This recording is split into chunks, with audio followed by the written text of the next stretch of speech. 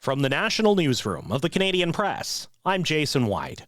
Voters are casting their ballots in 3 federal by-elections, and political watchers will be fixated on what happens in one Montreal suburb. 2 of the ridings are in Fortress Toronto, safe Liberal seats, so all eyes will be on the Montreal riding of Terrebonne, where the Liberals have pulled out all the stops to try to hold onto a riding they last won by just 1 vote.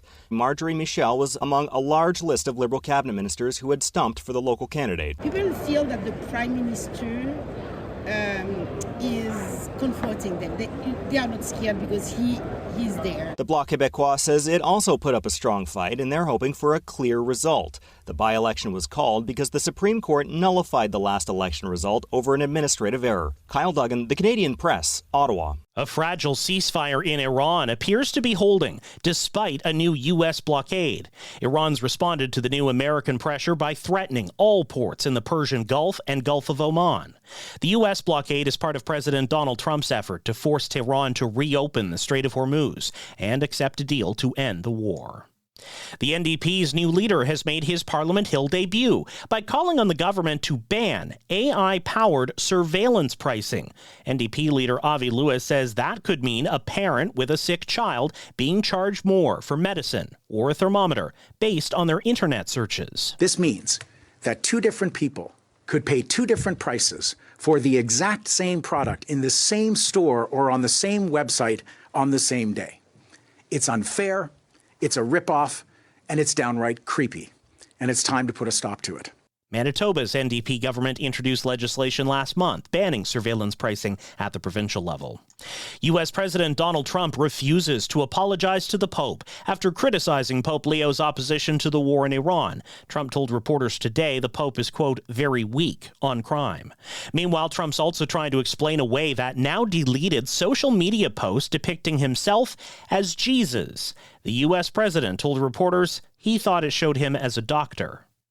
Service providers must now notify their customers before their contracts, discounts, or promotions end. Canada's telecommunications regulator says the move is meant to prevent bill shock and allow customers to better understand their options when there's an upcoming change to the amount they pay for cell phone and internet service.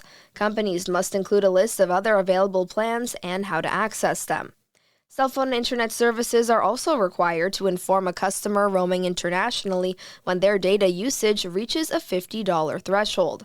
Starting June 12th, the CRTC previously announced that it will prevent companies from charging customers a fee when they cancel, change, or activate plans.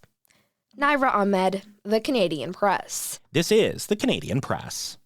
In sports, 3 Canadian NHL teams hit the ice tonight. The Toronto Maple Leafs host playoff-bound Dallas. The Edmonton Oilers welcome league-leading Colorado, and the Winnipeg Jets visit Vegas. It's a must-win game for the Jets as they cling to their slim playoff chances. Former Toronto Maple Leafs general manager Brad Treliving and Pittsburgh Penguins assistant GM Jason Spezza will lead Canada's management team at the 2026 World Hockey Championship. Canada opens that tournament against Sweden May 15th in Switzerland. The Toronto Blue Jays have placed Shane Bieber on the 60-day injured list. It means the right-hander won't be available until at least May 21st. Lee Hull is back with the Winnipeg Blue Bombers as its new receivers coach. Hull was a receiver with Winnipeg from 1990 to 92.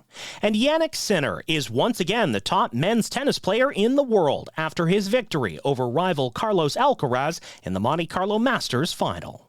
From the Canadian Press, I'm Jason White.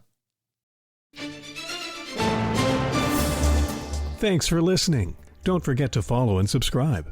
For more of today's top stories, visit thecanadianpressnews.ca.